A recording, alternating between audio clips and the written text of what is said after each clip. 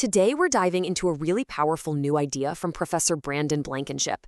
It's called the Thriving Cities Framework, and it helps explain something you've probably wondered about: why some of the world's most successful cities can still feel like they're failing so many of the people who actually live there. It really all starts with this paradox. I mean, you see your city on some best of list, most innovative or most competitive, but for so many people on the ground, life just feels insecure, full of barriers. So what is going on? Why is there such a huge disconnect? Professor Blankenship just nails the problem with this quote.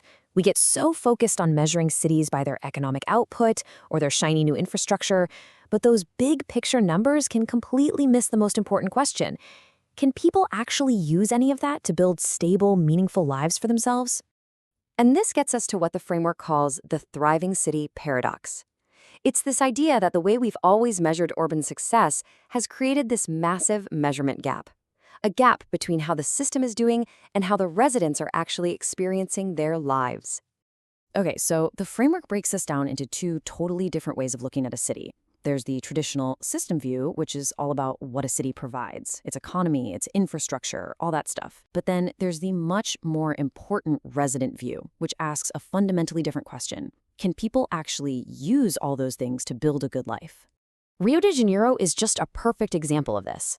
On paper, it looks great, right? It attracts tons of investment, it hosts global events like the Olympics, but in so many of its favela communities, residents are facing constant insecurity, and the civic trust has been just shattered.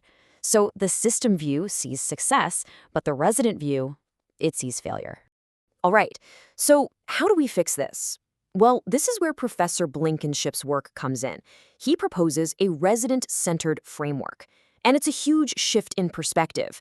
It's about moving the focus from the city as this big, complex machine to the resident as an active person, an agent, shaping their own life within it. And this brings us to a whole new definition of urban thriving.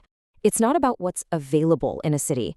It's about whether people have the real, actual freedom to use what's available.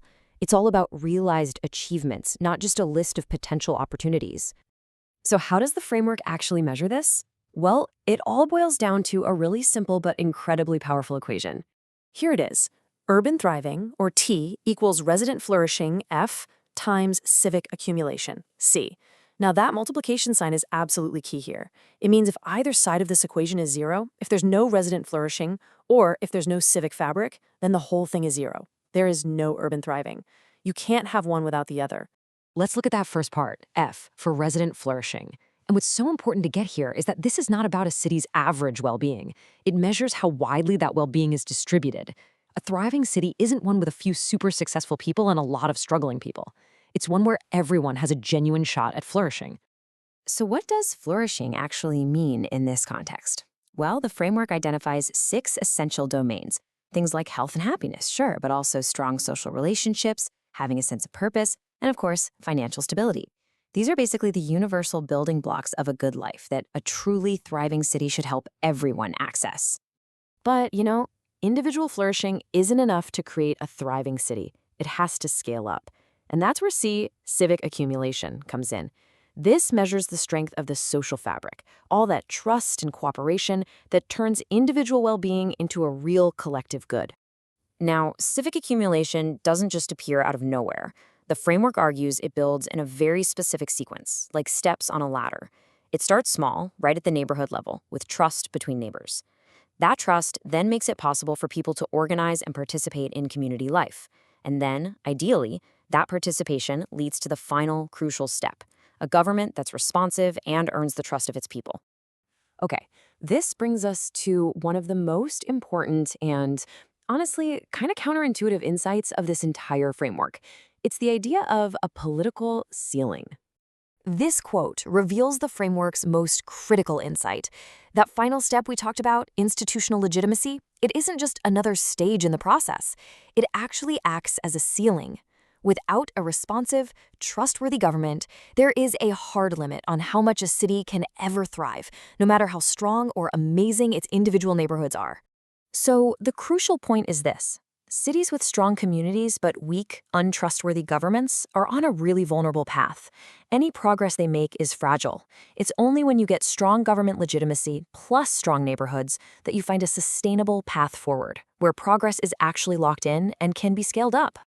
The framework points to Philadelphia as a perfect example of this in action. It has this incredible history of block parties, community gardens, local organizations, really strong community participation.